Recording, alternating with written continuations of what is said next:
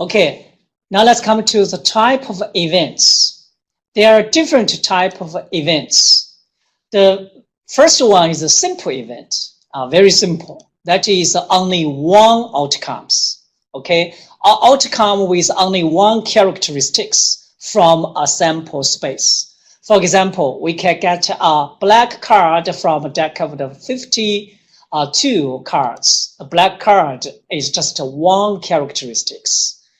And compared to simple event, joint event means there are the two characteristics at the same time. That means two outcomes occurring simultaneously.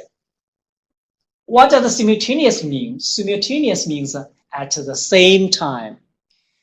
For example, picking a black queen from a deck of 52 cards. And this event, we need the outcomes, two outcomes. What is the two outcomes? The outcomes is the first, it must be black. The second, it also must be queen.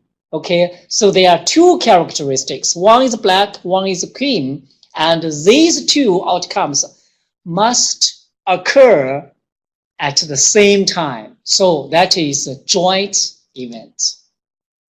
Okay, the third is impossible events. What is impossible events? That is the outcomes cannot come out. It is impossible to come out.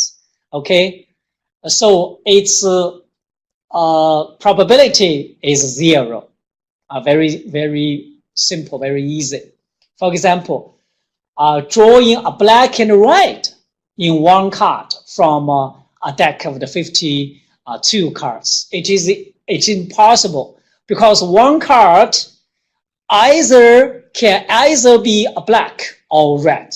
It cannot be a black and red. So it is impossible events. Complement of the event. Just now we mentioned the complements of event A in property of probabilities. So complements of event A is denoted by this formula. You can say a 1 minus probability of event A. So for example, complement of the drawing kings of the hearts. And its complement event is all cards in the deck which are not kings of the hearts. King the hearts 就是红桃13. And also look at this example. If we throw a dice and there are 6 outcomes, okay, it can be 1, 2, 3, 4. If the event A includes 5 and 6, the complement of event A should be 1, 2, 3, 4, 4. So their probability of event A plus probability of a complement of event A should be 1. So that is a complement of event A. Next, mutually exclusive events. That means the two events exclude each other. If these events occur, that event could not occur. That means the two events cannot occur simultaneously. For example, if I throw a coin, the outcomes can either be head or tail. It cannot be both head and tail. So we can say that the event head and the event tail are the mutually exclusive events. That means the two events cannot occur at the same time. Okay. Look at the picture on the left. Event A and event B are mutually exclusive. Okay. But on the left, not. Okay. If event A is drawing a king of the hearts, event B is drawing king of the diamonds, they are mutually exclusive. Okay, mutually exclusive. So next we discuss the independent events. What is independent events? Independent events means that if two events, A and B, are such that B does not in any way affect A, and then A and B are said to be independent. That means event A can be independent on event B. They are not dependent on each other. But in some cases, they are dependent on each other. In this case, we call the dependent event. If B does affect A, then the events are said to be dependent. Now, look at this table. And in this table, we compare the three different events. That is independent events, dependent events, and mutually exclusive events.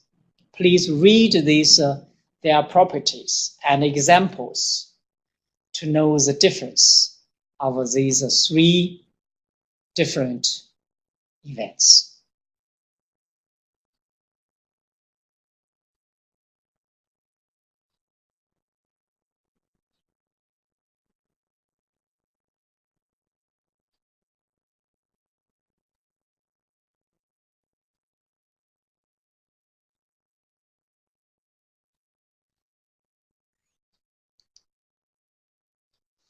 Okay, more examples. The three different events. This time we compare independent events and complementary of negation of the events and dependent events. Also, we give you some ideas. Okay.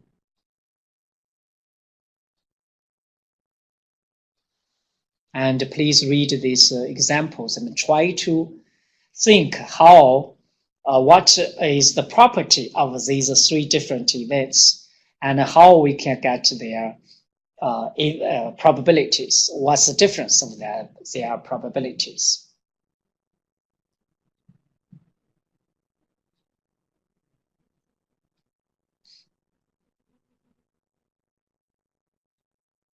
To know their characteristics of the event is very important, because in later we'll discuss how to get their probabilities.